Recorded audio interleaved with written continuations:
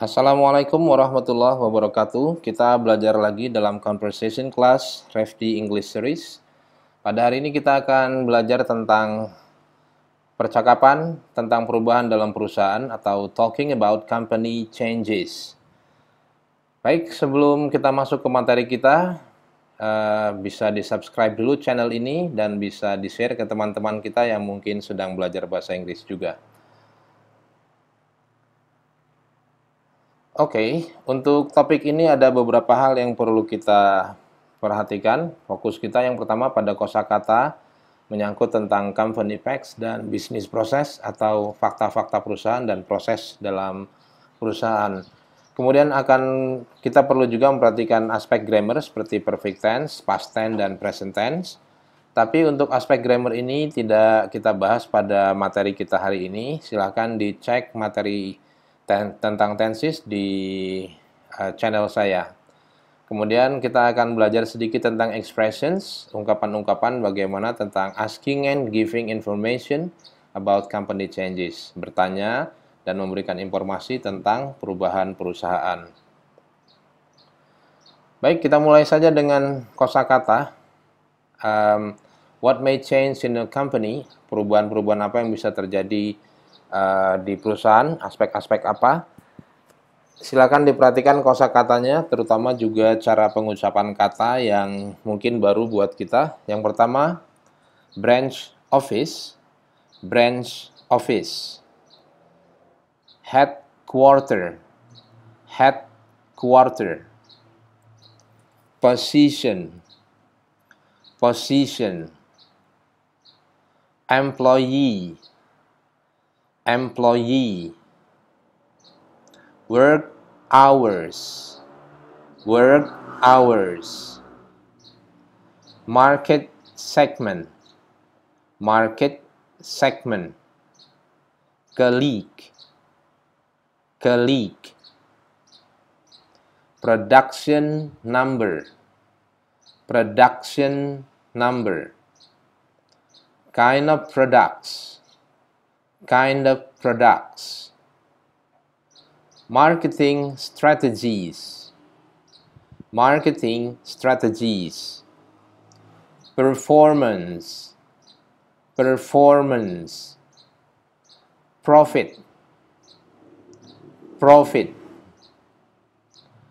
loss.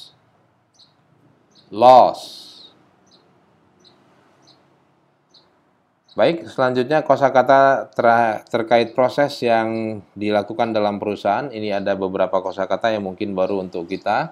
Sama, silakan diperhatikan cara pengucapannya. Silakan sambil mengulang juga mengikuti contoh dari saya. Manage, earn, move, recruit,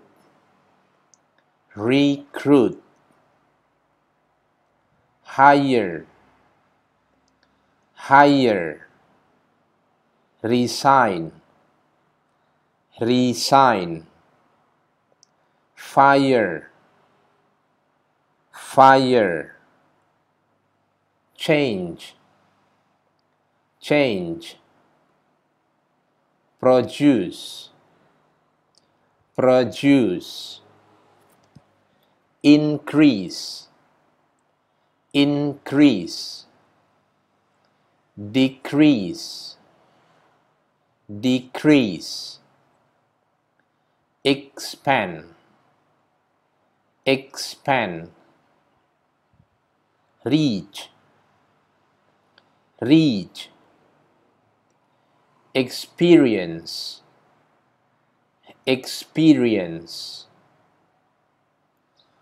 Baik, selanjutnya kita coba pelajari beberapa ungkapan yang bisa kita tanyakan pada saat kita ngobrol tentang perubahan perusahaan. Perhatikan cara pengucapannya dan makna yang dimaksud. What have you changed so far? Apa yang sudah Anda rubah selama ini? Do you experience any changes in your business? Apakah kamu mengalami perubahan dalam bisnis? How many employees do you manage now? Berapa banyak karyawan yang kamu manage sekarang?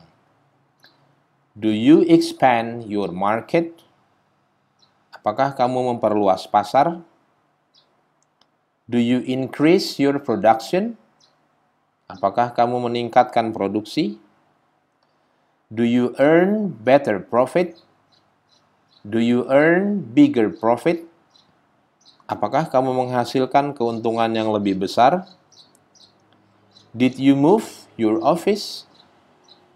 Apakah kamu memindahkan kantor? Did you recruit more workers? Apakah kamu merekrut lebih banyak pekerja?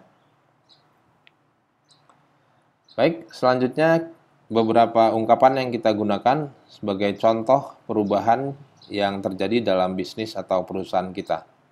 Perhatikan cara pengucapannya dan maknanya. We have changed some aspects. Kami telah merubah beberapa hal. I experienced some changes in production. Saya mengalami beberapa perubahan dalam produksi. We manage 1,000 employees now. Kami membawahi 1.000 karyawan sekarang. We hire new manager from Polynela. Kami mempekerjakan manajer baru dari Polynela. Our production increase. Produksi kami meningkat. Our production decrease. Produksi kami menurun. Our company earn better profit. Perusahaan kami menghasilkan keuntungan lebih besar. Our head office moved from Manchester to Manggala. Kantor pusat kami pindah dari Manchester ke Manggala. We recruited many Polynela students. Kami merekrut banyak mahasiswa Polynela. Baik, selanjutnya kita akan coba memahami satu contoh dialog, dibaca, kemudian perhatikan, dan nanti dibahas kalau ada kata-kata yang sulit, baik cara pengucapan maupun maknanya. Kemudian nanti coba dipraktekkan dengan seorang teman.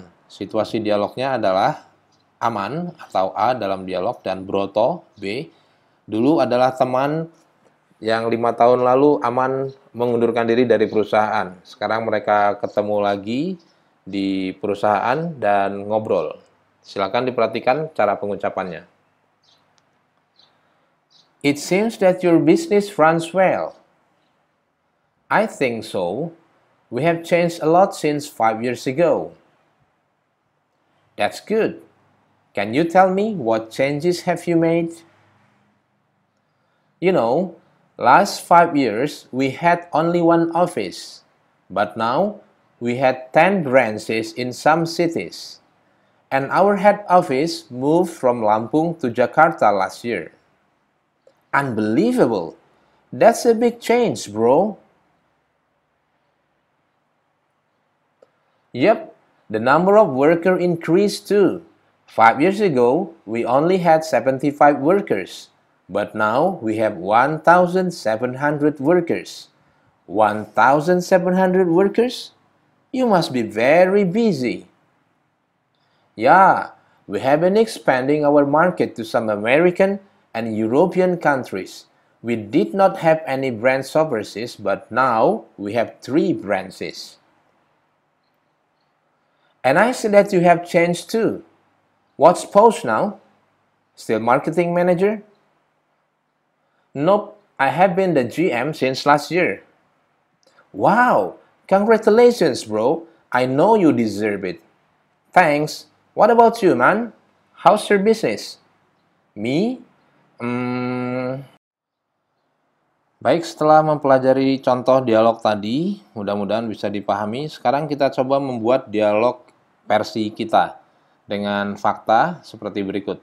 Jadi, kita akan bicara tentang aspek jenis bisnis, kantor cabang, kantor pusat, cabang, pekerja, market atau pasar, promosi, dan keuntungan.